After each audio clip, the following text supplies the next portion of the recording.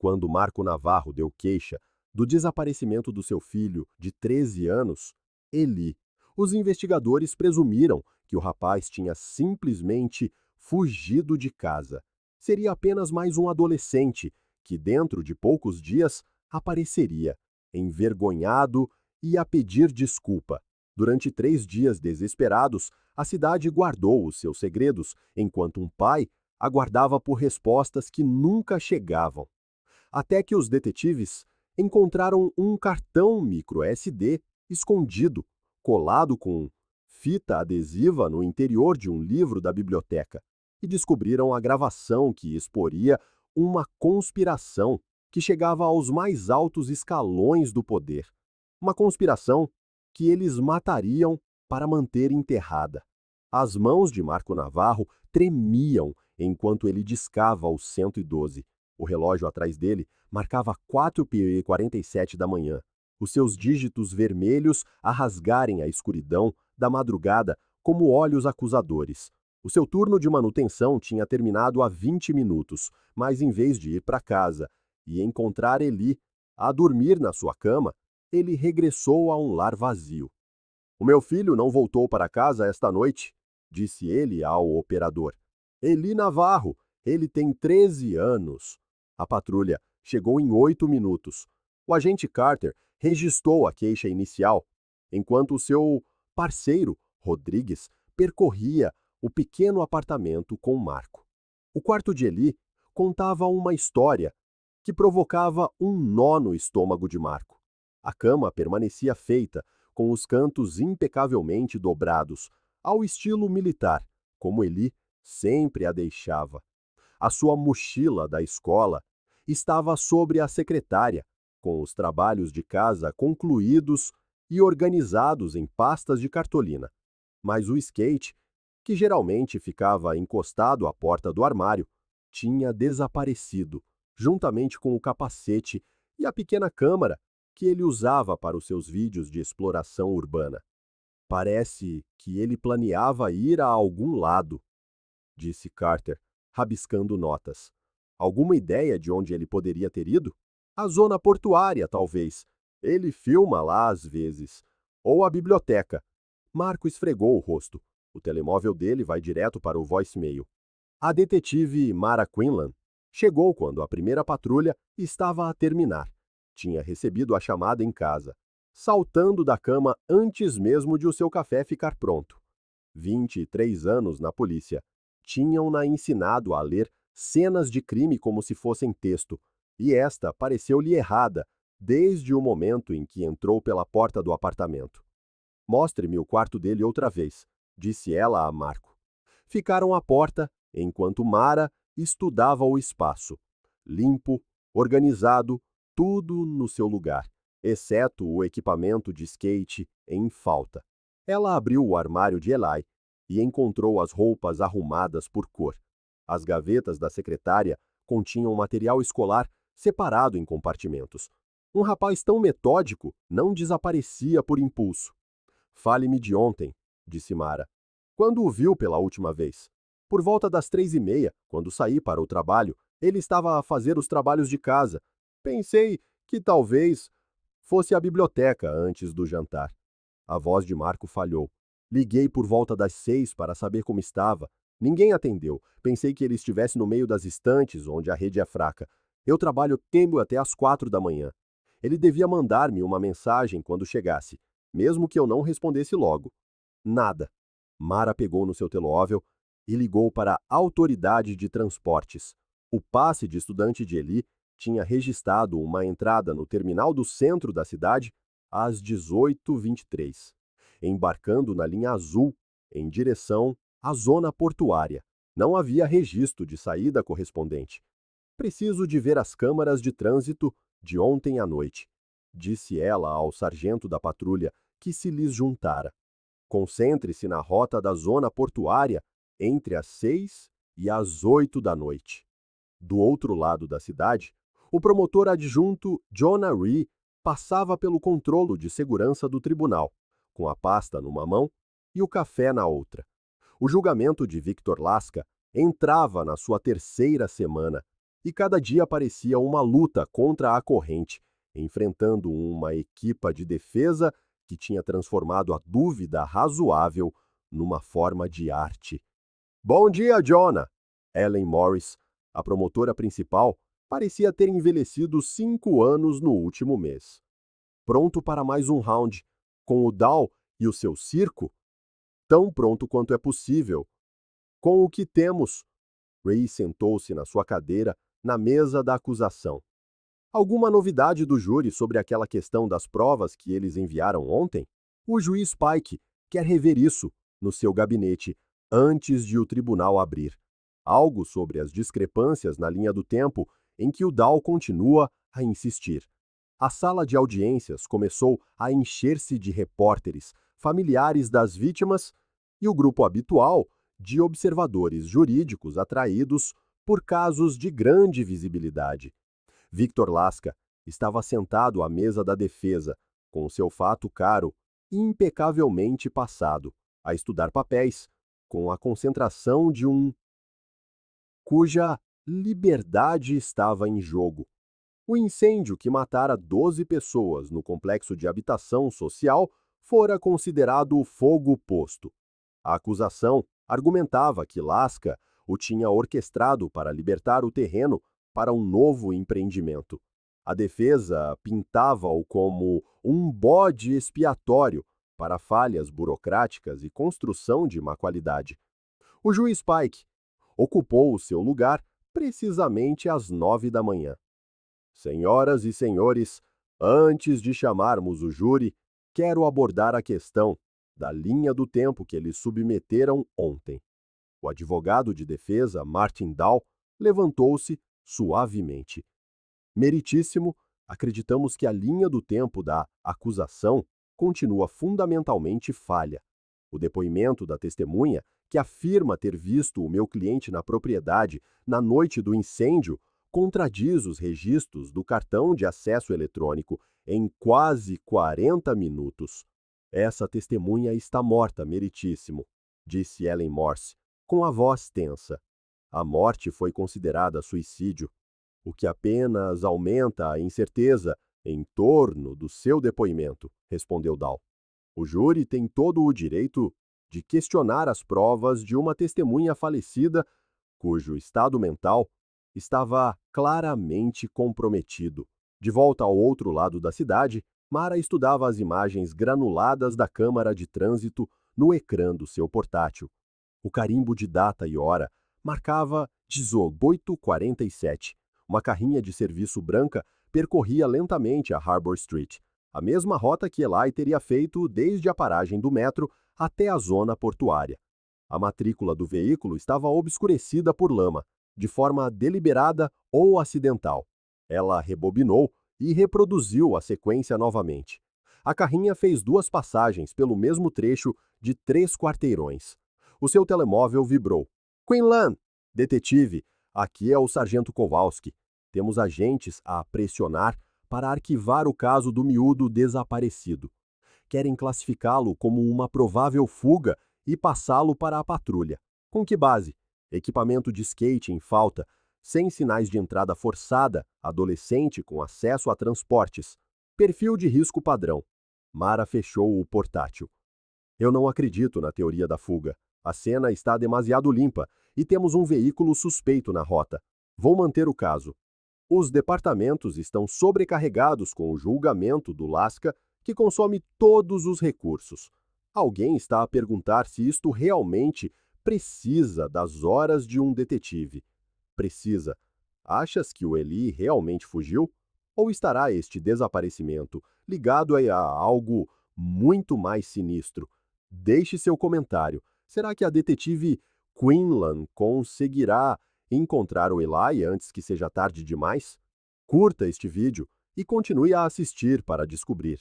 Ela conduziu até a zona portuária, seguindo a provável rota de Eli desde a estação de metro. A Cooper Street terminava num pequeno parque que fazia fronteira com o antigo distrito de embarque. Acampamentos de sem-abrigo amontoavam-se sob o viaduto da autoestrada, mas o parque em si mantinha-se relativamente limpo, graças a patrulhas regulares. Ela percorreu o perímetro procurando por algo fora do lugar. A área de manutenção da via do autocarro chamou-lhe a atenção. Uma cerca de arame rodeava edifícios de serviço e armazenamento de equipamentos. Mas alguém tinha cortado uma secção da cerca há semanas ou meses, a julgar pela ferrugem nas pontas do arame exposto. Os adolescentes usavam locais como este para andar de skate, beber ou o que quer que precisassem de esconder dos olhos dos adultos. Ela espremeu-se pela abertura e avistou imediatamente o skate. Estava de lado, perto de uma barreira de cimento, com a prancha arranhada e uma das rodas torta. O capacete estava a uns 5 metros de distância, com a fivela do queixo rasgada. Não havia sangue, mas sim sinais claros de uma luta. Mara fotografou tudo antes de chamar a unidade da cena do crime. Isto já não era uma fuga, era um rapto. A paragem seguinte de Mara seria a biblioteca. A bibliotecária-chefe da biblioteca pública de Riverside, a senhora Porter, lembrava-se claramente de Eli.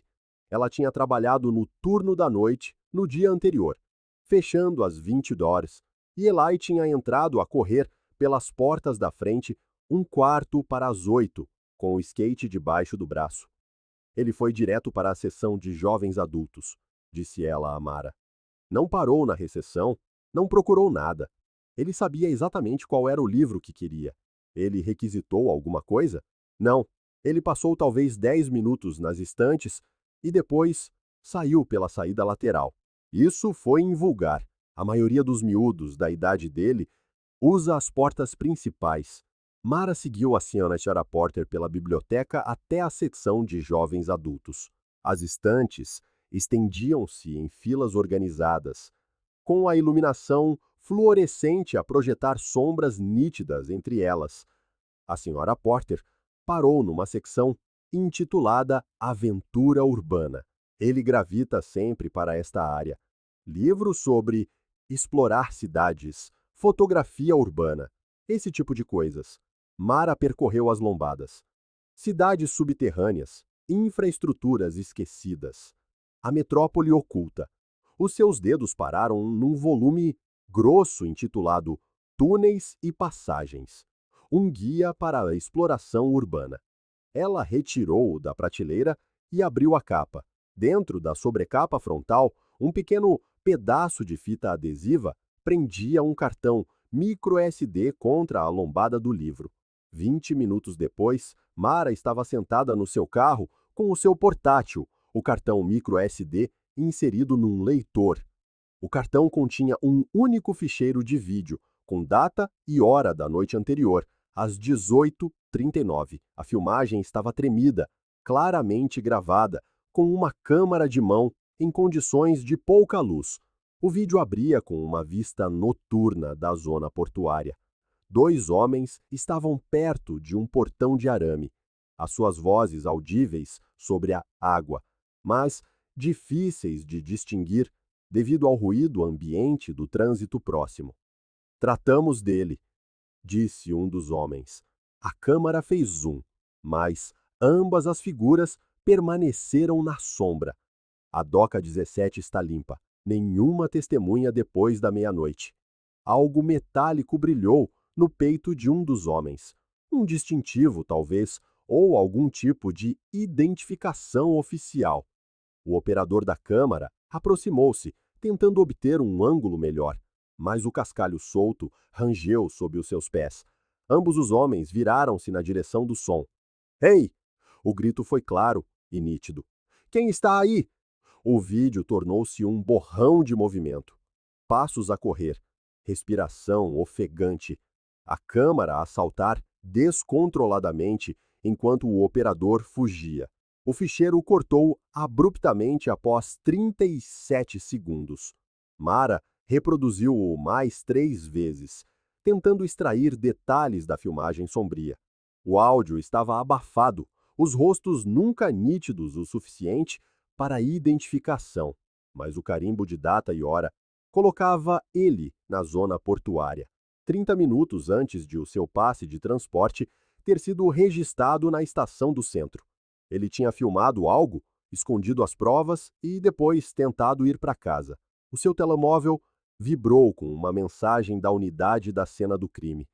Área do skate processada, sem impressões digitais no equipamento, mas encontradas impressões parciais de pneus na lama, perto da cerca, consistente com carrinha comercial de via larga.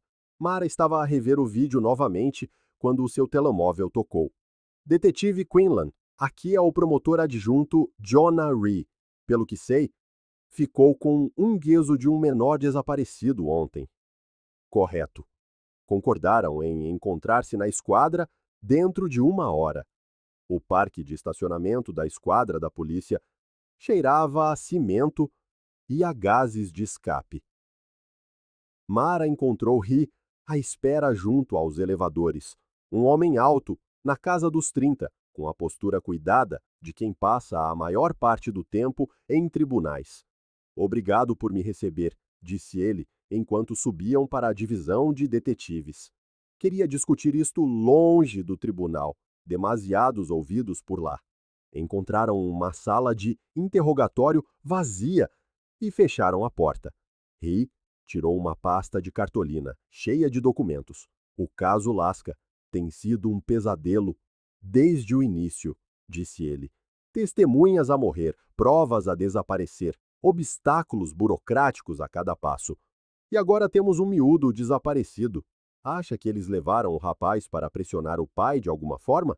Não sei o que pensar, mas aprendi a não descartar nenhuma prova. Nada neste caso. Rhee abriu a pasta e tirou uma transcrição. Isto é de uma entrevista a uma testemunha feita há 6 meses. Um homem chamado Dennis Parker, inspetor de construção da cidade. Ele afirmou ter visto Victor Laska no complexo de apartamentos na noite do incêndio. Mara leu as secções destacadas.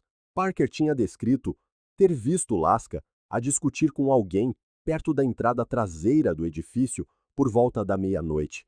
Tinha sido específico sobre a hora, o local e até o tipo de carro que Laska conduzia.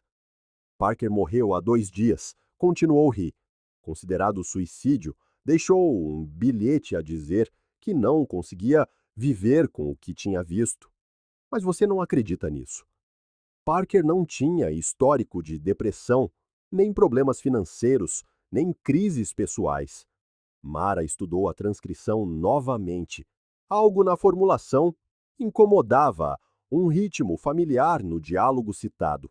Ela pegou no seu portátil e reproduziu o ficheiro de vídeo da biblioteca. Ouça isto, disse ela, aumentando o volume. 2 homens a falar sobre algo que foi tratado. Rhee inclinou-se para a frente enquanto o áudio tocava. Quando terminou, ele recostou-se com uma expressão intrigada. Pode tocar outra vez? Ela reproduziu o segmento onde os 2 homens discutiam a Doca 17.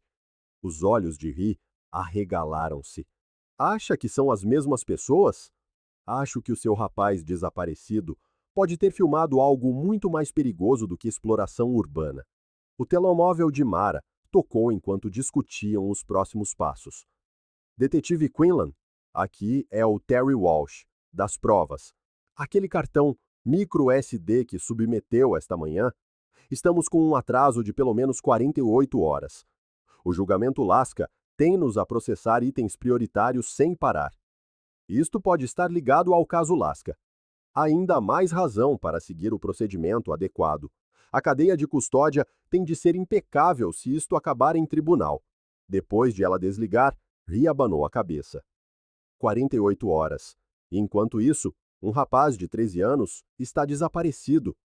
Não vou esperar pelos resultados oficiais do laboratório, disse Mara. Tenho o suficiente para trabalhar. Ao saírem da sala de interrogatório, o telemóvel de Rhee vibrou com uma mensagem de texto. Ele leu-a e praguejou baixinho. A defesa apresentou outra moção para excluir o depoimento de uma testemunha com base em violações processuais. O juiz Pike quer rever isso logo pela manhã. Como está o caso? Honestamente, não está bom. Sem provas mais fortes, o Laska vai ser absolvido. Naquela noite, Mara sentou-se no seu apartamento a rever as provas novamente. O seu telemóvel tocou às 23 horas. Detetive Quinlan, aqui é o Jonah Rhee. Estive a rever ficheiros de casos antigos esta noite, a cruzar depoimentos de testemunhas com a filmagem que encontrou. O que descobriu? Detetive, acho que o seu rapaz desaparecido filmou acidentalmente as pessoas que mataram Dennis Parker. A sala de audiências da juíza Eleanor Pike estava lotada quando ela anunciou que as deliberações do júri poderiam começar já na tarde seguinte. Dada a complexidade das provas apresentadas, disse a juíza Pike, estou preparada para instruir o júri amanhã, pendente da resolução das últimas moções da defesa. À mesa da defesa, Martin Dahl inclinou-se para o seu cliente com aparente confiança. Meritíssima, acreditamos que o júri já ouviu o suficiente para chegar ao veredito correto. O caso da acusação baseia-se demasiado em especulação e em depoimentos de testemunhas que já não podem ser contra-interrogadas. A promotora adjunta, Ellen Moore, levantou-se para responder, mas Rhee notou o ligeiro tremor nas suas mãos enquanto ela segurava as suas notas. 3 semanas de combate no tribunal tinham desgastado a equipa da acusação e o desmantelamento sistemático das suas testemunhas-chave por parte de Dahl tinha deixado buracos enormes no seu caso. As provas da acusação falam por si, disse Moore. 12 pessoas inocentes morreram naquele incêndio e o claro motivo financeiro do réu, combinado com a sua presença no local, estabelece a culpa para além de qualquer dúvida razoável. Após o fim da sessão, Rhee foi abordado por Rosa Alvarez no corredor do tribunal. Era uma mulher pequena, na casa dos 50, sempre vestida de preto desde a morte da sua irmã no incêndio. Tinha assistido a todos os dias do julgamento, sentada na primeira fila, atrás da mesa da acusação. Sr. Rhee, disse ela, a sua voz pouco mais que um sussurro. Tem de me prometer que aquele homem não vai sair em liberdade. Sra. Alvarez, não posso fazer promessas sobre vereditos. Isso depende do júri. A minha irmã ligou-me na noite em que morreu. Ela disse que homens estranhos andavam a fazer perguntas sobre o prédio, sobre quem lá vivia, quando as pessoas entravam e saíam. Ela estava com medo. Rosa tirou um pedaço de papel dobrado da sua bolsa. Estes são nomes que ouvi sussurrar no meu bairro. Homens que trabalham para o Lasca, a fazer coisas que não aparecem em nenhuma descrição de funções. Rhee percorreu a lista manuscrita. 6 nomes com notas sobre onde cada um tinha sido visto, ou o que os vizinhos tinham observado.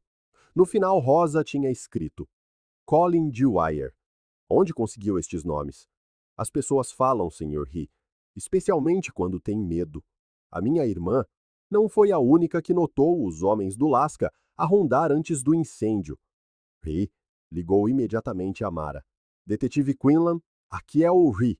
Acabei de ter uma conversa interessante com Rosa Alvarez, a irmã de uma das vítimas. Ela deu-me uma lista de nomes ligados às operações de segurança do Lasca. Algo útil? Talvez. Há um tipo chamado Colin Dwyer, descrito como consultor de segurança. Soa-lhe familiar? Vou verificar o Dwyer na base de dados, ver o que aparece. Pode encontrar-se comigo na zona portuária esta noite? Quero ver onde este vídeo foi filmado. 2 horas depois, estavam juntos no cais de cimento, usando o portátil de Mara, para comparar as imagens de vídeo com o local real.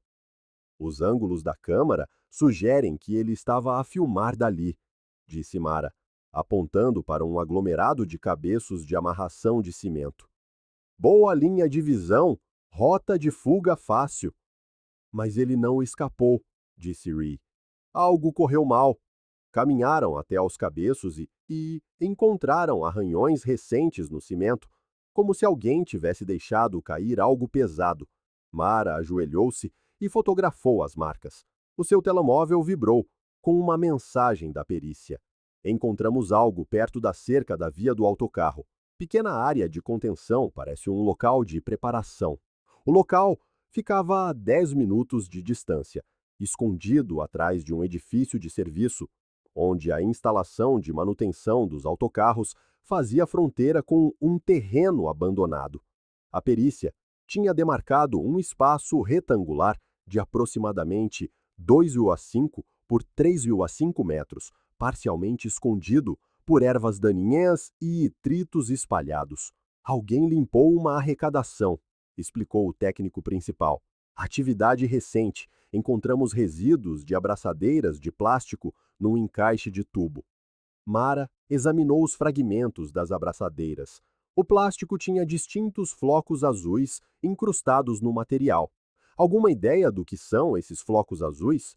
O laboratório terá de confirmar, mas a avaliação preliminar sugere resina epóxi marítima, do tipo usado para reparações de barcos ou manutenção de docas.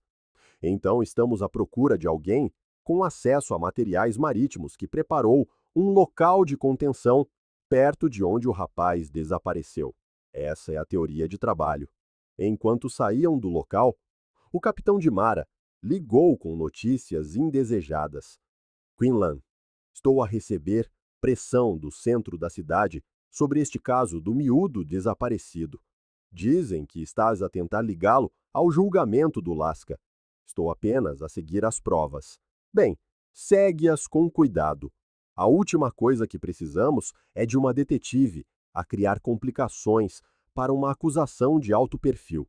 Mantenha a tua investigação focada em encontrar o rapaz, não em construir teorias da conspiração. Depois de o capitão desligar, reabanou a cabeça. Política. Este caso tem toda a gente a pisar em ovos. Qual é o estado real da acusação? Vão perder? Sem novas provas ou uma testemunha credível, provavelmente. O Dow fez um trabalho magistral a criar dúvida razoável. O júri ouviu 3 semanas de depoimentos contraditórios, argumentos processuais e assassinato de caráter das nossas testemunhas-chave. Nesse momento, o telemóvel de Mara tocou novamente. Detetive Quinlan, aqui é o agente Martinez, a trabalhar na patrulha noturna. Temos uma dica sobre possíveis imagens de vigilância de uma câmara de segurança privada perto da biblioteca. O gestor do imóvel diz que guarda as gravações por 72 horas antes de as apagar.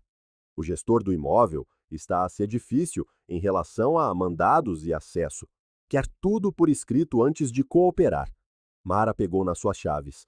Manda minha morada por mensagem. Estou a ir para lá agora. Precisamos de nos despachar, disse Ri.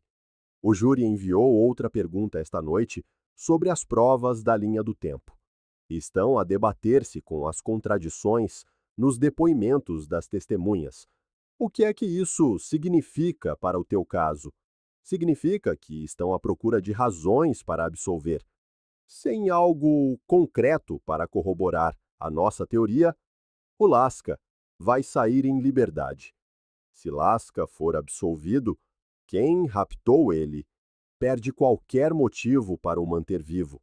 O silêncio do outro lado da linha prolongou-se o suficiente para que Mara ouvisse o seu próprio coração a bater. Detetive, disse Rei por fim, acho que o nosso tempo está a esgotar-se. Frank Gutierrez, o gerente do imóvel, já esperava quando Mara chegou. Ele rebobinou a gravação de segurança para as 19h48 e deixou-a correr em tempo real. O marcador de tempo avançava segundo a segundo até que Ellie apareceu, irrompendo pela porta com o skate apertado contra o peito. O rapaz movia-se com determinação, não com pânico. Correu em direção à rua, olhando para trás 2 vezes. Junto ao passeio, parou e tirou algo de dentro do casaco. Percebeu Mara e guardou-o novamente antes de continuar pela calçada. Ali está a carrinha, disse Gutierrez, apontando para o lado esquerdo do ecrã. A carrinha de serviço branca virou a esquina às 19h49, movendo-se lentamente. Parou, junto ao passeio, cerca de 30 metros à frente da posição de Eli, e esperou. A porta do condutor abriu-se, mas o ângulo impedia-os de ver quem saía. Consegue ampliar o painel lateral da carrinha? O logótipo parcialmente visível tornou-se mais nítido. DWS Consulting, em letras azuis, com um número de telefone por baixo. Eli aproximou-se da carrinha, ainda sem se aperceber da ameaça. As portas traseiras da carrinha abriram-se de repente. Um homem saiu e moveu-se em direção a ele, com uma eficiência treinada. O rapto aconteceu em 12 segundos. O homem agarrou Eli por trás, uma mão sobre a boca do rapaz, o outro braço à volta da sua cintura. Eli largou o skate e debateu-se, pontapeando e contorcendo-se. Mas o seu agressor tinha o dobro do seu tamanho. O homem levantou ele do chão e levou-o em direção às portas traseiras abertas da carrinha. "Congele aí", disse Mara. Gutierrez pausou a gravação, no momento em que o raptor se virou ligeiramente para a câmara, com Ellie ainda a lutar nos seus braços. O rosto do homem apareceu em perfil de 3/4, nítido o suficiente para identificação. Meia-idade, constituição robusta, barba grisalha, a usar um casaco escuro e um boné de beisebol. Consegue imprimir esta imagem? Já estou a tratar disso. O resto da gravação mostrava as portas da carrinha a fecharem-se bruscamente e o veículo a arrancar, passando um semáforo vermelho no cruzamento seguinte. Tempo total, desde o primeiro contacto até a partida, 43 segundos. Mara estudou a imagem impressa durante a viagem de volta à esquadra. O rosto do raptor despertou uma memória. Ela já tinha visto aquele homem antes, ou pelo menos a sua fotografia. Quando chegou à esquadra, já se lembrava de onde. A pesquisa na base de dados da divisão de detetives demorou menos de 5 minutos. Colin Patrick Dwyer, 47 anos, ex-agente da Polícia Metropolitana até 2018, demitido por violações de uso excessivo de força e suspeita de manipulação de provas. Atualmente listado como consultor de segurança independente a operar através da DWS Consulting Services. O seu registro mostrava 3 queixas por intimidação de testemunhas em casos civis, 2 ordens de restrição apresentadas por ex-parceiras e um padrão de trabalho para empresas que precisavam que os problemas desaparecessem discretamente. "Apanhei-te", disse Mara, imprimindo a foto da ficha criminal de Dwyer da sua última detenção. Ela ligou ao detetive Luiz Santos, que fazia a patrulha da zona portuária, e conhecia todas as caras no distrito de expedição. "Colin Dwyer? Sim, conheço. Um polícia corrupto que se tornou privado.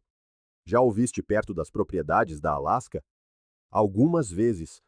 Nunca oficialmente, se é que me entendes." "E Doca 17, diz-te alguma coisa?" Santos fez uma pausa. "Isso faz parte do antigo complexo de carga. Está quase vazio desde que as rotas de navegação se moveram para norte." Mara agradeceu a Santos e ligou imediatamente a Ri. "Identifiquei o teu raptor, Colin Dwyer. A carrinha está registrada na empresa de consultoria dele. Envia-me tudo o que tens. A mais, a Doca 17 do vídeo faz parte de uma instalação de carga abandonada, o lugar perfeito para negócios obscuros." 2 horas depois, Mara estava a terminar o seu relatório de incidente quando a capitã Sarah Walsh a chamou ao escritório administrativo. Walsh era uma veterana de 28 anos que conquistara o seu posto através de um trabalho policial sólido e de uma cuidadosa navegação política. "Quinlan, acabei de falar com o chefe Morrison. Aparentemente, a equipa de defesa da Alaska alega que a polícia está a conduzir uma campanha de difamação contra o seu cliente. Com base em quê? Dizem que estamos a fabricar ligações entre o caso da criança desaparecida e o julgamento de fogo posto para influenciar o júri. Apresentaram uma queixa nos assuntos internos por má conduta processual." Mara pousou a sua chávena de café com um cuidado deliberado. Capitã, temos provas em vídeo de Colin Dwyer a raptar o Eli Navarro. Dwyer trabalha para empresas ligadas a Victor Lasca. O rapaz filmou algo incriminatório. Isso não são ligações fabricadas. Compreendo a tua posição, mas a pressão política é intensa. O gabinete do presidente da Câmara está a pressionar o chefe por causa deste julgamento. Qualquer percepção de que estamos a brincar com as provas pode arruinar o caso da acusação. Então, o que me está a dizer? Estou a dizer-te para teres muito cuidado com a forma como procedes, sem fugas para a imprensa, sem especulações sobre ligações que não possas provar em tribunal e absolutamente nenhum contato direto com o gabinete do procurador sem a minha aprovação. Naquela noite, Mara encontrou-se com Ri num restaurante a 12 quarteirões do tribunal. A moção da defesa foi negada, mas por pouco, disse Ri, mexendo açúcar no seu café. O juiz Pike está a ficar nervoso com a publicidade em torno deste caso. E a identificação do Dwyer? Isso é prova sólida. Prova que o teu rapaz desaparecido foi raptado. Mas ligar Dwyer à conspiração de Lasca requer mais do que registros de emprego e proximidade imobiliária. Mara abriu seu portátil e reproduziu a gravação de vídeo melhorada do cais. Este é o ele. A filmar 2 homens. Um deles parece estar a usar um distintivo oficial. O outro refere à DOCA 17, que é a área de operação conhecida de Dwyer. O áudio ainda está muito abafado para a identificação de voz. Os rostos estão na sombra. Um advogado de defesa poderia argumentar que são adolescentes a fazer um filme de estudantes. Precisamos do Eli, disse Ri por fim. O seu testemunho sobre o que ele viu, combinado com as provas em vídeo, poderia transformar este caso. Sem ele, temos provas circunstanciais que um bom advogado de defesa consegue desmontar. Fora do restaurante, a chuva começara a cair numa garoa constante, que fazia a cidade parecer mais velha e cansada. Mara observou Ri a afastar-se de carro e depois ficou sentada no seu próprio carro durante vários minutos. O rapaz estava desaparecido há 3 dias. O que quer que Dwyer planeasse fazer com ele, a janela de oportunidade estava a fechar-se rapidamente. O seu telemóvel tocou quando ela ligou o motor. Detetive Quinlan, aqui é o agente Martinez. Acabamos de deter um trabalhador das docas chamado Pete Kowalski, que diz conhecer o Colin Dwyer. Quer trocar informações por uma redução na sua acusação de embriaguez em público. Traga-o. Encontramo-nos na esquadra. Pete Kowalski era um homem de 60 e poucos anos, com o rosto marcado pelo tempo, que cheirava a uísque barato e a isco de peixe. Tenho visto o Dwyer pelas docas há meses, disse ele a Mara. Paga dinheiro por informações sobre quem entra e sai, que câmaras de segurança funcionam quando a autoridade portuária faz as rondas. Que tipo de informação? Horários em que certas áreas estão vazias, que edifícios não têm alarmes a funcionar, onde alguém poderia tratar de negócios sem testemunhas. Alguma vez o viu com um rapaz, 13 anos, cabelo castanho, cerca de 1,65 m? A expressão de Kowalski mudou. Quando, nos últimos 3 dias, viu-a carregar algo para uma carrinha ontem de manhã. Um volume pesado, enrolado numa lona. Podia ser uma pessoa. Onde? Cais de carga atrás do antigo armazém Meridian. O edifício está vazio há 2 anos, mas o Dwyer, de alguma forma, tem chaves. Mara sentiu o pulso acelerar.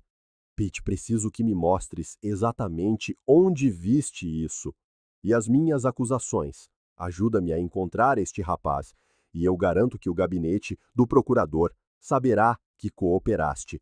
40 minutos depois, Mara e 2 agentes da patrulha estavam do lado de fora do armazém Meridian.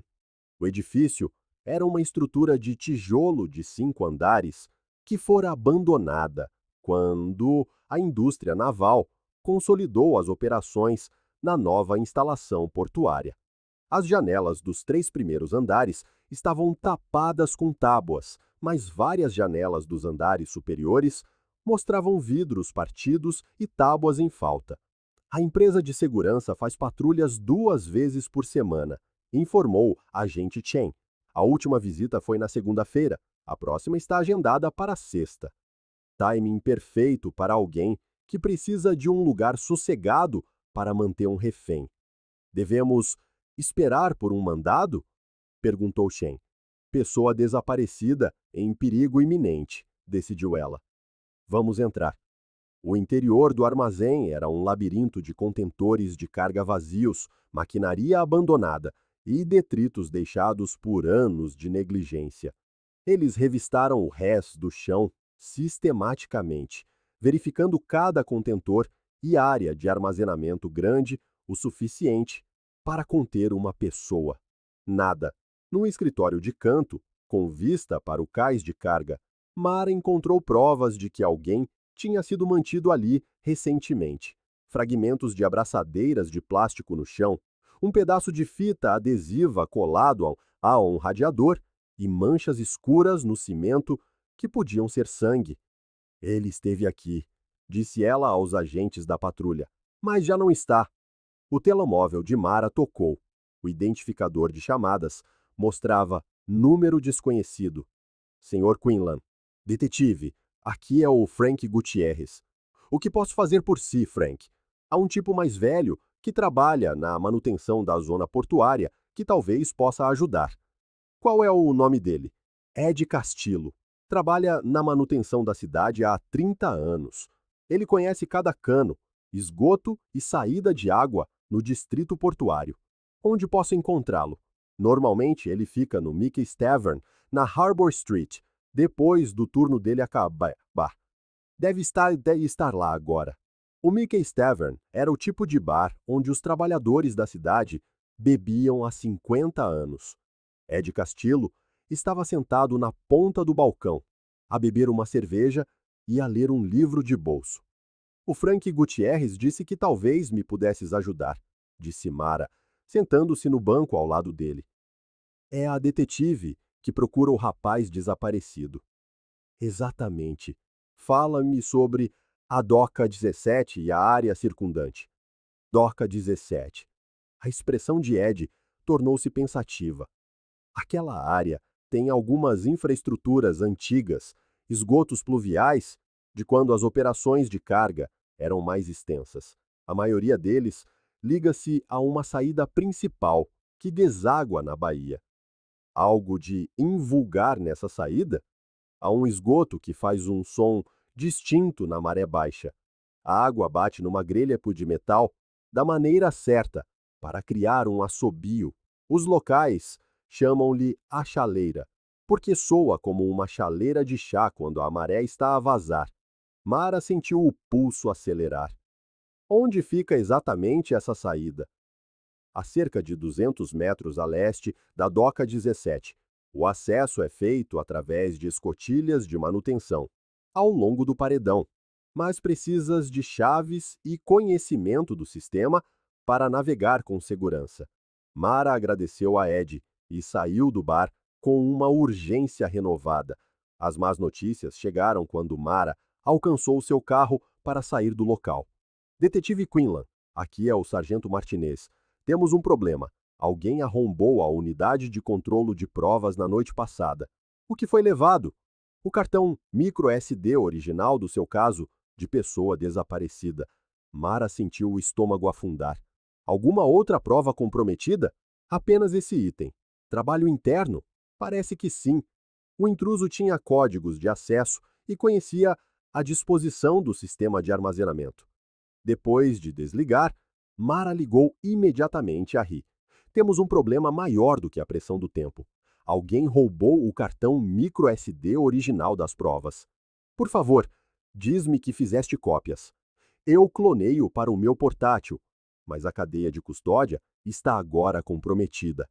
Um advogado de defesa pode argumentar que a cópia foi adulterada, depois de o original ter sido roubado, o que torna o testemunho de Eli ainda mais crucial. Sem ele, não temos nada que se aguente em tribunal. Naquela noite, Mara trabalhou até tarde na divisão de detetives. O detetive Luiz Santos passou pela sua secretária por volta das 23 horas. Ouvi falar do roubo das provas. Alguma pista sobre quem possa ter acesso interno? Os assuntos internos estão a investigar, mas o estrago está feito.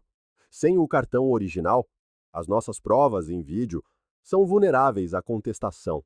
E o rapaz, alguma pista nova? A trabalhar nisso. Santos. Tu conheces a zona portuária melhor do que ninguém. Se alguém quisesse esconder um refém, onde procurarias? Santos puxou uma cadeira e estudou o SILPA do sistema de escoamento espalhado pela secretária de Mara. O sistema antigo tem várias câmaras grandes, onde as linhas principais se encontram antes de desaguar na baía. O acesso é restrito, mas alguém com as ligações de Dwyer poderia conseguir chaves. Mostra-me. Santos apontou para vários locais no mapa. Aqui, aqui e aqui. Estes são os principais pontos de junção. Mas, detetive, essas câmaras inundam completamente na maré alta. Se alguém estiver lá detido, está numa contagem decrescente. Exatamente. Quando Santos saiu, o telemóvel de Mara vibrou com uma mensagem de um número desconhecido. O procurador tem provas que não devia ter. Interessante a rapidez com que a informação viaja. Ela olhou para a mensagem durante vários segundos antes de a encaminhar para os assuntos internos. Alguém com acesso aos detalhes da investigação estava a passar informações à equipa de defesa, e essa mesma pessoa provavelmente tinha organizado o roubo das provas. A detetive dos assuntos internos, Patrícia Vega, encontrou-se com Mara na garagem de estacionamento às 2 da manhã. Identificamos o teu informador, disse Vega. É um funcionário de registros chamado Thomas Morrison. Ele tem andado a consultar ficheiros e moradas há semanas, provavelmente a vender a informação. Onde está ele agora? Desapareceu. Não apareceu para o turno dele esta noite. Apartamento vazio. Vamos encontrá-lo, mas pode levar tempo. Tempo que não temos. A mais, o Morrison tinha acesso à programação do controlo de provas. Ele sabia exatamente quando atacar o cartão microSD. Qual é o teu próximo passo? Encontrar o Eli antes da maré alta de amanhã à noite. Tudo o resto é irrelevante se aquele rapaz se afogar. O amanhecer rompeu cinzento e frio sobre a casa abandonada, onde Colin Dwyer mantivera Ellie Navarro durante 2 dias. Dwyer terminou o seu café enquanto revia as tabelas das marés no seu telemóvel, calculando o tempo para a operação da noite. O rapaz estava sentado, amarrado com abraçadeiras de plástico a um radiador na cave, vendado e em silêncio. Hora de nos mexermos, disse Dwyer ao seu associado, Ray Henley. Nova localização, melhor segurança. Dwyer já tinha usado o local 2 vezes antes para problemas semelhantes. A maré alta que se aproximava era previsível, eficiente e final. Carrega a carrinha, disse ele a Henley. Vamos movê-lo durante a mudança de turno na autoridade portuária. Do outro lado da cidade, a detetive Mara Quinlan estava no gabinete da sua capitã, a receber uma reprimenda que parecia surreal, dadas as circunstâncias. A capitã Walsh passeava atrás da sua secretária, segurando uma queixa formal apresentada pela equipa de defesa de Lasca. Quinlan, estás fora do caso, com efeito imediato. Capitã, eu sou a detetive principal num rapto de uma criança. Não me pode simplesmente reatribuir. Posso e vou. Os advogados de defesa alegam má conduta policial, parcialidade da acusação e coordenação imprópria com o gabinete do procurador. Os assuntos internos querem uma investigação limpa. Um rapaz de 13 anos vai morrer esta noite se não o encontrarmos. Então o detetive Santos irá encontrá-lo. Estás de licença administrativa, enquanto decorre a investigação dos assuntos internos. Mara sentiu o seu mundo profissional a desmoronar-se no pior momento possível. Capitã, Com todo o respeito, o Santos não conhece este caso. Ele não compreende as ligações nem a cronologia. 30 minutos depois, Mara estava sentada no seu carro na garagem de estacionamento. O seu telemóvel tocou. Detetive Quinlan, aqui é Ada Ri. Acabei de saber da sua suspensão. Licença administrativa temporária. Tenho a certeza de que é apenas um mal-entendido. Ambos sabemos que não é bem assim. E tu? Alguma repercussão do ultimato do juiz ontem? O meu chefe quer que eu retire o aviso de emergência e avance para o veredicto. Ele está convencido de que não conseguiremos apresentar o Eli ou autenticar o vídeo a tempo. Vais retirá-lo? Ainda não, mas se não encontrarmos o rapaz até ao meio-dia, não terei outra escolha. Mara olhou para o relógio. 7 da manhã. 5 horas para encontrar uma criança raptada numa cidade de 2 milhões de pessoas. Ed Castillo. Acho que ele é a nossa melhor pista para localizar a câmara do sistema de escoamento. Vou ligar-lhe. Tem cuidado, detetive. Estás a operar sem autoridade oficial agora.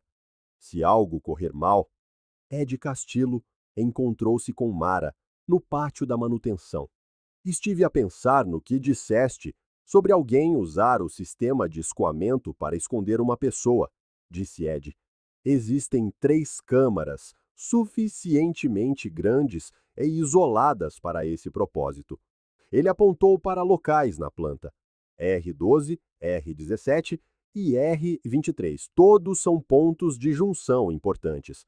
Todos acessíveis através de escotilhas de superfície. Todos completamente inundados na maré alta. Qual escolherias, se quisesses garantir que alguém não pudesse escapar?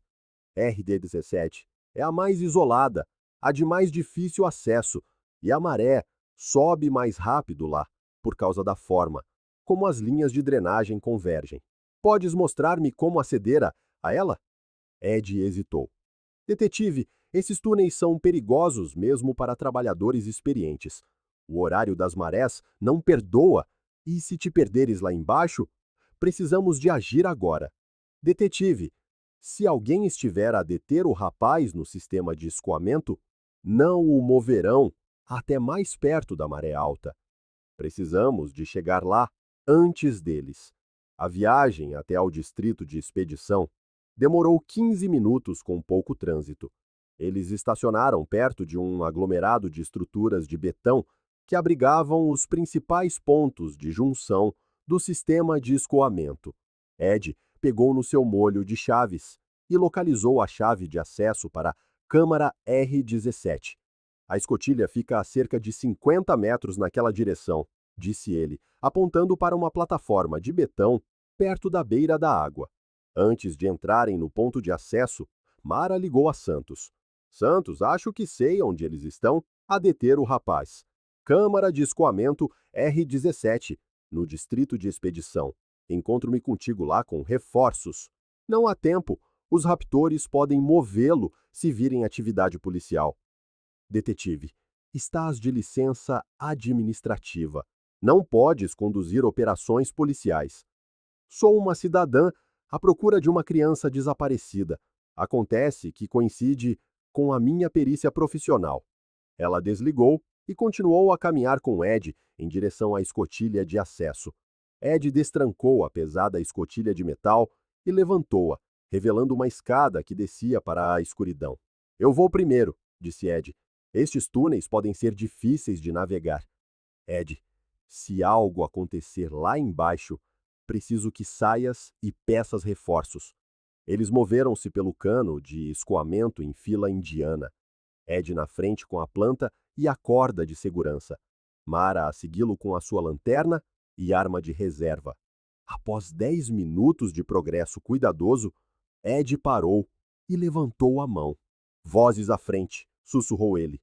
Mara esforçou-se para ouvir e captou-se o som de homens a falar algures na escuridão, à sua frente.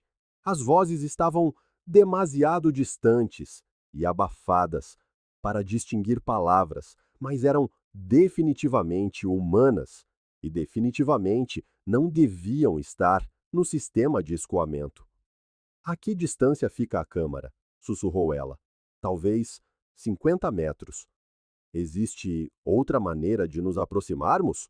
Ed consultou a sua planta. Há um desvio de manutenção que liga a câmara pelo lado leste, mas é um percurso mais longo e teríamos de voltar para trás. Faz isso!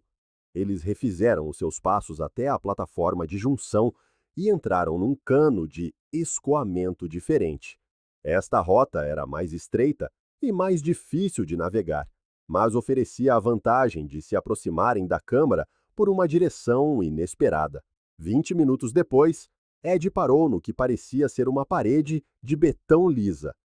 Painel de manutenção, sussurrou ele, indicando uma secção da parede que era, na verdade, uma placa de acesso removível. Isto abre para a câmara pelo lado.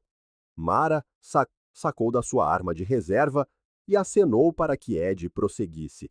Através da abertura, Mara pôde ver Eli Navarro. O rapaz estava amarrado com fita adesiva a um degrau de uma escada que se estendia da parede da câmara. De pé em frente a ele estavam Colin Dwyer e outro homem. Tinham encontrado Eli, mas agora enfrentavam o problema de o retirar dali sem que todos acabassem mortos no processo. Existem outros pontos de acesso a esta câmara? Sussurrou Mara a Ed.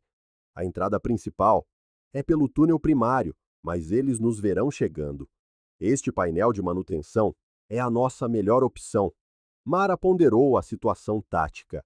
2 civis contra 2 homens preparados para cometer assassinato num local isolado, onde os disparos não seriam ouvidos, com um refém posicionado de tal forma que qualquer tentativa de resgate poderia resultar na sua morte.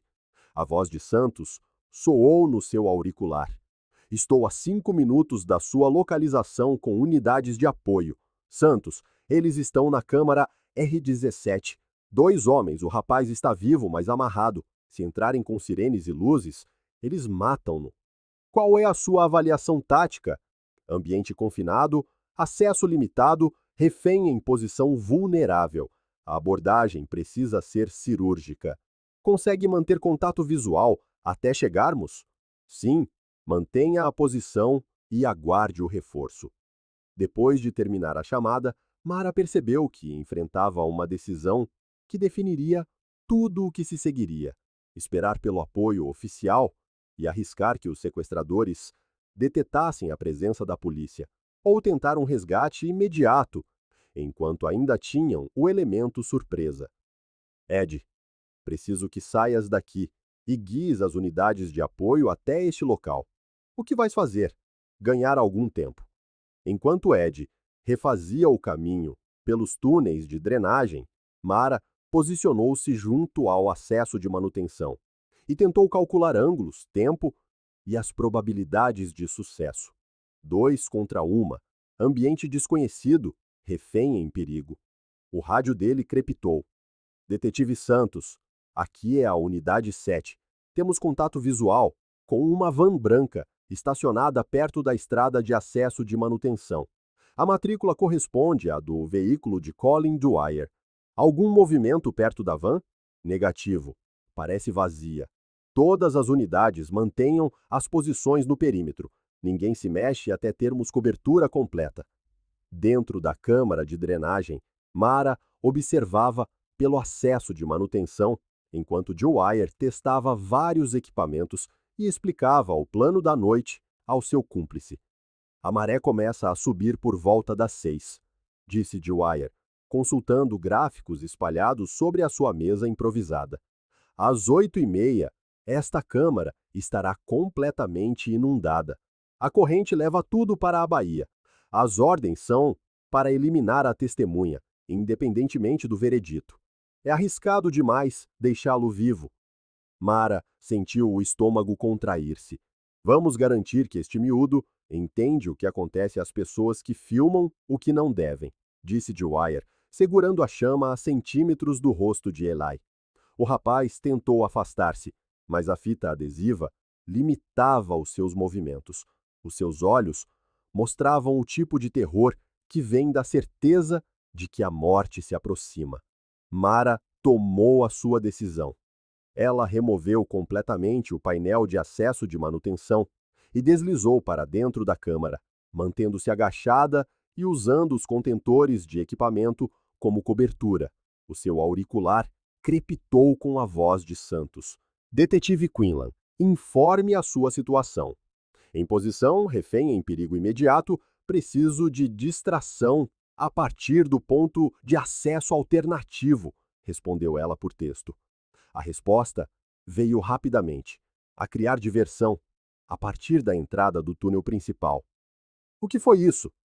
Disse o cúmplice de Dwyer, largando o cigarro e movendo-se em direção à entrada principal da câmara. Provavelmente, trabalhadores da manutenção, respondeu Dwyer, mas apagou o maçarico de propano e foi investigar. Com ambos os homens focados na entrada principal, Mara moveu-se em direção à posição de Eli, junto à parede da câmara. O rapaz viu-a aproximar-se e os seus olhos arregalaram-se, mas não emitiu qualquer som que pudesse alertar os seus captores. Ela alcançou a escada onde Eli estava amarrado e começou a cortar a fita adesiva com um canivete do seu kit tático. A circulação do rapaz tinha sido restringida por horas e as suas mãos estavam dormentes. "Consegues andar?" sussurrou ela. Ele assentiu, embora as suas pernas tremessem, enquanto a sensibilidade regressava às suas extremidades. O barulho vindo do túnel principal estava a aumentar, mas Dwyer começava a suspeitar do momento. "Isto não é manutenção", disse ele ao seu cúmplice. "Pega no equipamento, vamos sair agora." Dwyer virou-se para a posição de Eli e viu Mara a cortar as últimas amarras. "Ei!" gritou ele, levando a mão a uma pistola no coldre, debaixo do casaco. Mara empurrou Eli em direção à abertura de manutenção e sacou da sua arma. "Polícia! Largue a arma!" Em vez de obedecer, Dwyer disparou 2 vezes. As balas ricochetearam nas paredes de betão. O som ensurdecedor, no espaço fechado, o seu cúmplice mergulhou para se abrigar atrás de contentores de equipamento e sacou da sua própria arma. "Vai!" gritou Mara para Ellie, apontando para o acesso de manutenção. "Segue esse túnel de volta à superfície." O rapaz apressou-se a passar pela abertura, enquanto o tiroteio eclodia na câmara. Mara abrigou-se atrás de um pilar de betão e respondeu ao fogo, tentando manter os 2 suspeitos imobilizados enquanto Eli escapava. O seu rádio crepitou. Disparos efetuados, disparos efetuados. Detetive Quinlan, informe a sua situação. Refém extraído, 2 suspeitos armados e perigosos na câmara R-17.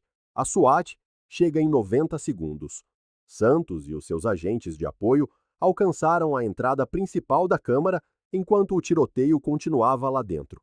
A situação tática era complicada pelo ambiente de betão, que transformava cada disparo num ricochete perigoso. "Dwyer!" gritou Santos da entrada do túnel. "Colin Dwyer, estás cercado. Entrega as tuas armas." Em vez de se render, Dwyer agarrou num maçarico de propano e num recipiente de acelerador de combustão. "Recuem todos, ou eu transformo este lugar num crematório." Mara avaliou a sua posição. Estava encurralada atrás do pilar de apoio, com munições limitadas e sem um tiro limpo a nenhum dos suspeitos. O acesso de manutenção estava a 6 metros de distância, mas alcançá-lo exigiria atravessar terreno aberto sob fogo. "Dwyer!" chamou Mara. "O rapaz já está a salvo. A tua operação foi por água abaixo. Rende-te agora, e talvez sobrevivas a isto." "O rapaz já não importa", respondeu Dwyer. "Ordens são ordens." Ele abriu a válvula do maçarico de propano e começou a pulverizar acelerador pelo perímetro da câmara. Os vapores criaram um perigo de incêndio imediato, que ameaçava todos no espaço confinado. "Dwyer!" chamou ela. "O julgamento acabou. Aconteça o que acontecer com o veredito. Agora enfrenta as acusações federais de sequestro. Não pioras as coisas. Piorar as coisas é A única opção que resta, respondeu Dwyer. Ele acendeu o maçarico de propano e segurou-o perto dos vapores do acelerador. 10 segundos depois, as granadas de atordoamento detonaram. Mara mergulhou, através do acesso de manutenção, enquanto a primeira explosão lhe estilhaçava a visão. Os seus ouvidos zumbindo com um som agudo que abafava tudo o resto. Ela caiu com força no chão do túnel, primeiro com o ombro, e rolou contra a parede curva. Atrás dela, gritos irromperam da câmara, enquanto os agentes da SWAT entravam pela entrada principal. Mas algo estava errado. A água corria pelos canos de drenagem com uma força inesperada, arrastando detritos e o cheiro da baía. Mara lutou para se levantar, o seu equilíbrio ainda comprometido pelas granadas. O nível da água no túnel subia rapidamente, já pelos tornozelos, e continuava a subir. Eli, chamou ela, movendo-se para onde o rapaz deveria estar à espera. Ela encontrou-o 30 metros dentro do túnel, preso contra um ponto de junção onde 3 canos convergiam.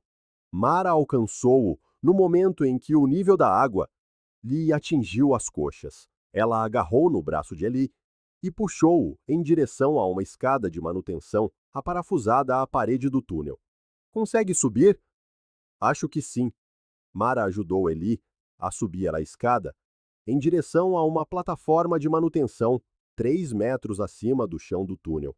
A água continuava a subir, mas teriam alguns minutos de segurança se conseguissem chegar a um terreno mais alto. Detetive Quinlan! A voz pertencia a Colin Dwyer e estava muito mais perto do que deveria. Ela virou-se para o ver emergir do túnel principal, a sangrar de um ferimento na cabeça e a empunhar uma faca. O rapaz viu demais, disse Dwyer, avançando pela água, que lhe chegava às coxas em direção à escada. Isto acaba aqui. A corrente dificultava o movimento de ambos. Mara sacou da sua arma de reserva, mas a água tinha afetado a munição. Dwyer avançou com a faca. Mara agarrou-lhe no pulso e usou o seu impulso para o atirar contra a parede do túnel. Custaste-me tudo, rosnou Dwyer, tentando torcer a faca em direção às suas costelas. Tu custaste tudo a ti mesmo. Ela cravou-lhe o joelho no plexo solar e sentiu o aperto dele enfraquecer. Depois, agarrou-lhe no pulso com ambas as mãos e esmagou-o contra a escada de betão, torcendo com toda a sua força. Algo estalou e Dwyer gritou. Acabou, Dwyer! Nada acabou. Achas que Lasca era o único? Isto é muito mais profundo do que um julgamento. Mara ajudou Ellie a descer da plataforma de manutenção quando os socorristas chegaram ao local. O rapaz tremia incontrolavelmente. Os seus lábios estavam roxos por causa da água fria e do estresse. Um paramédico envolveu-o imediatamente em mantas térmicas e começou a verificar os seus sinais vitais. Hipotermia e choque, informou o médico. Ele precisa de ser transportado imediatamente para o hospital. O detetive Santos emergiu do túnel principal, a água a pingar do seu equipamento tático. O cúmplice de Dwyer está morto, mas o próprio Dwyer está aqui mesmo, disse Mara, apontando para onde o homem estava sentado contra a parede do túnel, a segurar o pulso partido, enquanto 2 agentes o prendiam com algemas à prova de água. A Polícia Estadual montou bloqueios em todas as rotas de saída do distrito portuário, informou Santos. A procuradora adjunta Rê coordenou tudo por telefone, enquanto estávamos no subsolo.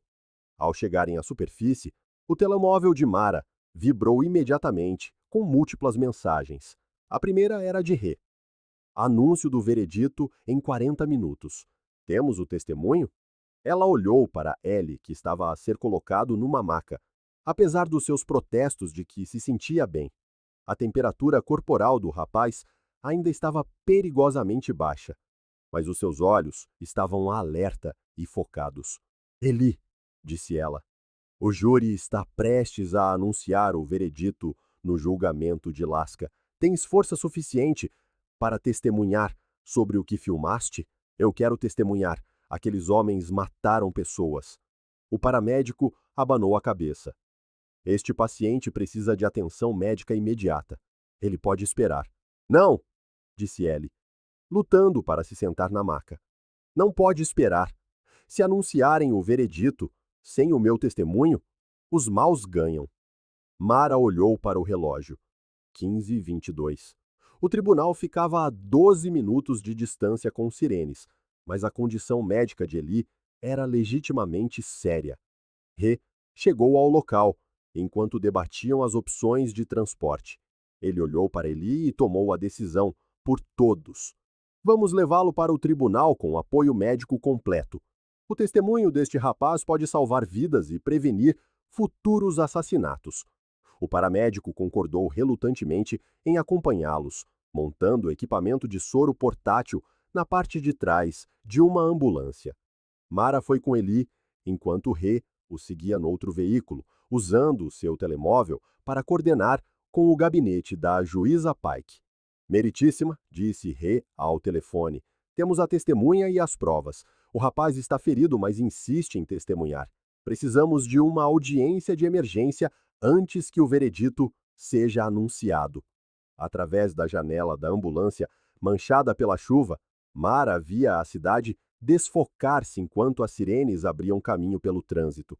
Eli recebia soro e terapia de aquecimento, mas os seus sinais vitais permaneciam preocupantes. Ao chegarem à entrada do tribunal, Mara viu Rosa Álvarez de pé debaixo de um guarda-chuva, perto das portas principais. Eli insistiu em entrar no tribunal a pé. Detetive, aconteça o que acontecer lá dentro. Obrigado por acreditar em mim. Mara assentiu. A sala de audiências estava lotada para além da sua capacidade, quando a juíza Pike regressou ao seu lugar às 15h58. Jornalistas enchiam a secção da imprensa, familiares das vítimas do incêndio ocupavam as primeiras filas atrás da mesa da acusação, e observadores judiciais tinham reclamado todos os assentos disponíveis. O ar zumbia com tensão, enquanto todos esperavam que o júri anunciasse o seu veredito. Victor Lasca estava sentado à mesa da defesa, num fato cinzento caro, com as mãos calmamente cruzadas à sua frente. O seu advogado, Martin Dahl, projetava confiança, apesar dos desenvolvimentos inesperados da tarde. Tinham resistido a 3 semanas de testemunhos da acusação e sentiam-se certos de que o júri tinha concluído, que as provas eram insuficientes para uma condenação. Senhoras e senhores, anunciou a juíza Pike, o júri informou-me que chegou a um veredito. Antes de prosseguirmos, no entanto, preciso de abordar uma moção de emergência apresentada pela acusação. Dahl levantou-se imediatamente. Meritíssima, a defesa opõe-se a quaisquer táticas de adiamento. O júri deliberou exaustivamente e chegou a uma decisão. A acusação não pode adiar indefinidamente a justiça com moções de última hora.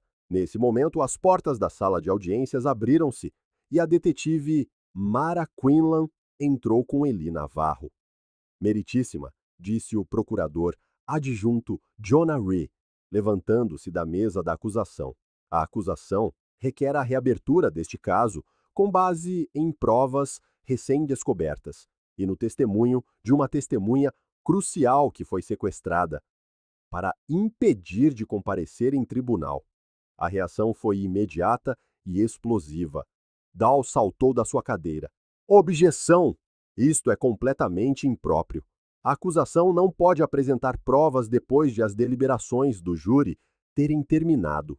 Senhor Rê, disse a juíza Pike, a sua voz cortando o ruído da sala, está a dizer que esta testemunha foi impedida de testemunhar devido à interferência criminosa? Sim, meritíssima. Eli Navarro foi sequestrado há 3 dias por cúmplices do réu, especificamente para impedir o seu testemunho. Ele foi resgatado há menos de 1 hora. A juíza Pike estudou Ellie, que estava de pé, ao lado de Mara, apesar da óbvia preocupação do paramédico com a sua condição física. Jovem, Está em condições de testemunhar? Sim, meritíssima. Eu quero testemunhar. O júri regressou à sala, os seus rostos mostrando confusão com o atraso e a presença de um adolescente ferido, envolto em cobertores de hospital. Eli prestou juramento. Eli, por favor, diga ao tribunal o que estava lá a fazer na noite de há 3 dias. Eu estava a filmar vídeos de exploração urbana perto da zona ribeirinha. Gosto de documentar edifícios e infraestruturas antigas para o meu canal de vlogs. O que observou enquanto filmava? Vi 2 homens a conversar perto da Doca 17. Estavam a falar sobre alguém que tinham matado antes do veredito. A sala de audiências irrompeu em sussurros. A juíza Pike bateu com um martelo para restabelecer a ordem, enquanto o advogado de defesa, Dahl, se levantava para objetar. Meritíssima, isto é claramente boato e especulação. Esta criança não pode saber o que estes supostos homens estavam a planear. Eu gravei-os, disse Eli, a sua voz a ganhar força. Tenho um vídeo da conversa deles. Reaproximou-se da bancada das testemunhas com um computador portátil. Eli, estou a mostrar-lhe um ficheiro de vídeo recuperado de um cartão microSD. Por favor, diga ao tribunal o que aconteceu depois de ter feito esta gravação. A voz de Eli permaneceu firme, apesar da sua condição física. Os homens viram-me a filmar e perseguiram-me. Corri para a biblioteca e escondi o cartão de memória no meu livro favorito antes que me apanhassem. O que aconteceu a seguir? Um homem sequestrou-me quando saí da biblioteca. Dahl objetou novamente. Boato, meritíssima, e esta testemunha foi obviamente instruída. Objeção negada, disse a juíza Pike. Reproduziu o áudio melhorado do cartão microSD.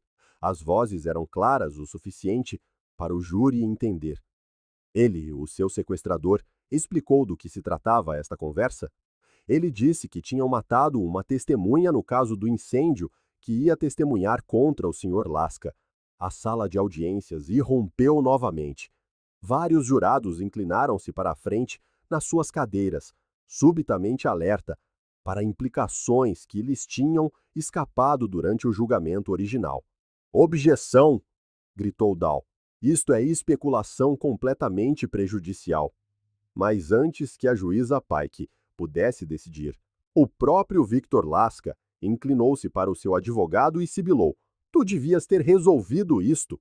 A juíza Pike pediu imediatamente ordem, enquanto a sala explodia com a reação. Senhor Laska, disse a juíza Pike, aconselho-o a permanecer em silêncio e a consultar o seu advogado. Mas o estrago estava feito. O júri tinha ouvido tanto o testemunho de Eli sobre uma conspiração de assassinato, como as próprias palavras de Laska, sugerindo que ele tinha ordenado o sequestro do rapaz. A juíza Pike dirigiu-se ao júri, depois de todas as provas terem sido apresentadas. O presidente do júri, um homem de meia idade que tinha acompanhado cada momento do julgamento com atenção, levantou-se sem consultar os seus colegas. Meritíssima, não precisamos de deliberação adicional. À luz desta nova prova, consideramos o réu, Victor Laska, culpado de incêndio criminoso e homicídio em primeiro grau. A sala de audiências explodiu. Repórteres correram para as saídas para enviar as suas notícias. Os oficiais de justiça moveram-se imediatamente para deter Victor Laska, que olhava para o seu advogado com fúria indisfarçada. A culpa é tua, rosnou ele para Dahl. Prometeste-me que isto estava resolvido. A juíza Pike bateu repetidamente com o martelo para restabelecer a ordem. Senhor Laska, fica sob custódia, aguardando a sentença. Oficiais, por favor, escoltem o réu para fora da sala. Enquanto Laska era levado algemado, ele virou-se para a galeria, onde Marco Navarro abraçava o seu filho. Isto não acabou, disse ele, a sua voz ecoando claramente pela sala. Fora do tribunal, Rosa Álvarez estava de pé, sob a chuva fina, segurando uma vela pela sua irmã Maria. A vigília era menor do que os protestos anteriores, mas as pessoas que vieram estavam a celebrar em vez de exigir justiça. Rosa tinha trazido flores do seu jardim, do mesmo tipo que Maria cultivava nos vasos de janela do prédio que ardeu. Detetive Quinlan, disse Rosa, aproximando-se de Mara quando ela saía do tribunal. Queria agradecer-lhe por não ter desistido daquele rapaz. Se não o tivesse encontrado, não precisa de me agradecer, Rosa. Ajudou-nos ao dar os nomes dos cúmplices de Lasca. A sua irmã estaria orgulhosa da forma como lutou por justiça. Ela teria gostado do Eli. A Maria sempre disse que as crianças veem a verdade com mais clareza do que os adultos. Rejuntou-se a eles nos degraus do tribunal, o cabelo úmido da chuva e a sua expressão, mostrando o esgotamento de quem acabara de concluir o caso mais importante da sua carreira. O procurador do distrito quer oferecer-te a liderança nas acusações de seguimento, disse Mara. Morrison, as empresas de fachada, os outros funcionários que recebiam subornos.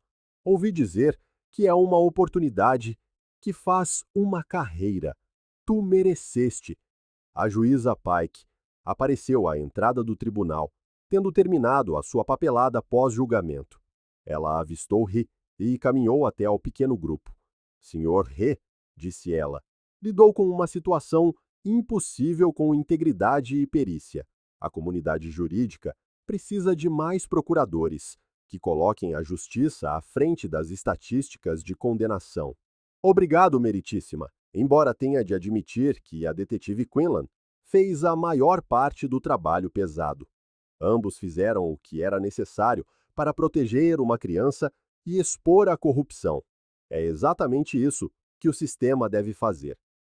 A audiência de acusação de Colin Dwyer ocorreu na manhã seguinte, numa sala de tribunal diferente, mas com muitas das mesmas caras presentes. Dwyer apareceu num macacão laranja, com o pulso direito engessado, resultado da luta desesperada de Mara no esgoto. Foi acusado de sequestro, manipulação de testemunhas, conspiração para cometer assassinato e violações de direitos civis federais. O funcionário corrupto do registro, Thomas Morrison, foi levado ao tribunal algemado 2 horas após a audiência de Dwyer. Tinha sido preso numa estação de autocarros a tentar fugir para o México com dinheiro e um passaporte falso. A corregedoria tinha construído um caso sólido, mostrando que ele vendia informações sigilosas a advogados de defesa e investigadores privados há mais de 2 anos. 23 casos comprometidos, disse a detetive Patrícia Vega a Mara. Do lado de fora do tribunal, Morrison era uma operação de inteligência de um homem só, para quem estivesse disposto a pagar. A cidade parecia diferente naquela noite. A detetive Mara Quinlan conduziu para casa através de bairros que pareciam os mesmos de há uma semana, mas que se sentiam fundamentalmente mudados.